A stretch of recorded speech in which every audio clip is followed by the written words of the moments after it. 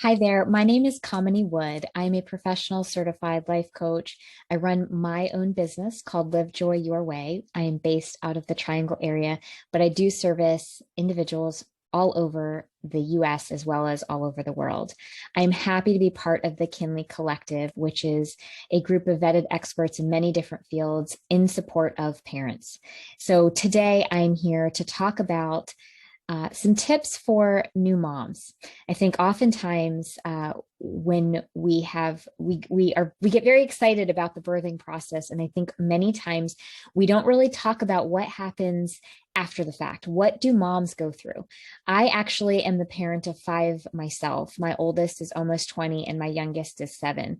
So not only do I do this for a living in terms of working with moms and helping them understand emotions and feelings and working through whatever might be coming up for them in support of their own emotional well-being so that they can show up fully in their lives, not just for their children and for their partners, but also for themselves.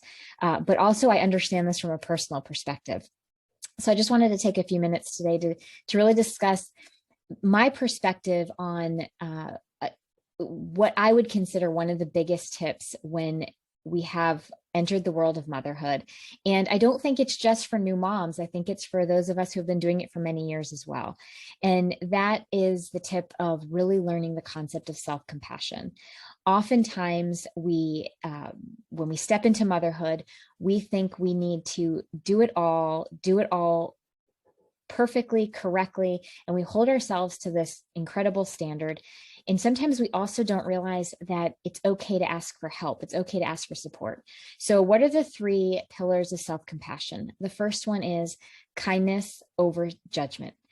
And what that really means is recognizing that not all things are going to go to plan, and that's okay. It's about, instead of judging yourself when something doesn't go the way that you wanted it to go or the way that you expected it to go, it's about allowing for kindness of self, much like you would do for your best friend or for a loved one. It's offering that to yourself as well. That it's about, what did I learn? What can I take from this experience? And how can I use that moving forward? The second pillar of self-compassion is the concept of common humanity, recognizing that other people have had similar experiences and you're not isolated, you're not going this alone, and it's okay to ask for support. And I find that this is really, really important, especially with women who've recently given birth and they find themselves dealing with different types of emotions that they're just not sure what it's about. Some of us have those feelings of overwhelm. Some of us have feelings of guilt because we don't think that we're getting it all done or doing it perfectly. There are elements of postpartum depression that can pop up. It's really recognizing that there is strength in asking for help. You don't have to go it alone, and you can ask for support from your trusted support system. And then the third pillar of self-compassion is mindfulness. And what that really looks like is recognizing that what's happened in the past is in the past. We can't go back and undo it. It's all about, how do we move into our present moment, be here in the now, recognize that where we are right now is exactly where we're supposed to be, and really being engaged with what's happening in front of us right here and right now.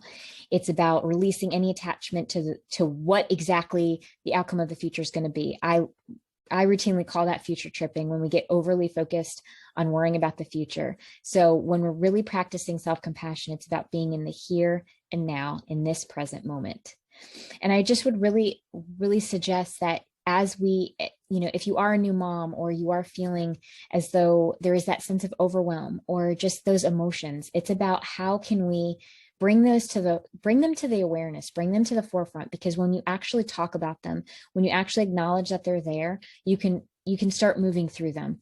And when we try to suppress the emotions that we're feeling, and we don't allow them to really tell us what it is that their emotions are really, truthfully, just their energy, and their energy that's meant to be in motion. And when we can recognize that the emotion is here, we become aware of it, we acknowledge it, we look to it and ask, what do I need? What is this emotion telling me? We can actually then source that. And truthfully, motherhood is all about really really engaging in that relationship with self, really understanding who you are, really understanding that you're exactly who you are meant to be. And that's the gift that your child needs. You don't need to compare yourself to other parents, other moms. It's about being who you are and bringing that to the table, and truthfully just showing up in that moment with your children. This is what I do on a daily basis. I do work with individuals on working through feelings of being stuck, feelings of just that overwhelm, stress, anxiety, as well as just releasing any of those false beliefs of I'm not doing this good well enough, I'm not good enough, or I don't know that I can handle this. It's about releasing those false beliefs and really understanding that you are exactly who you are meant to be. And when you can really heal that relationship with yourself, you are able to fully show up as the mom you're meant to be, and fully and completely engaged with your partner, with your children, and you're able to find that joy and happiness for yourself as you define it. Thanks so much for joining me.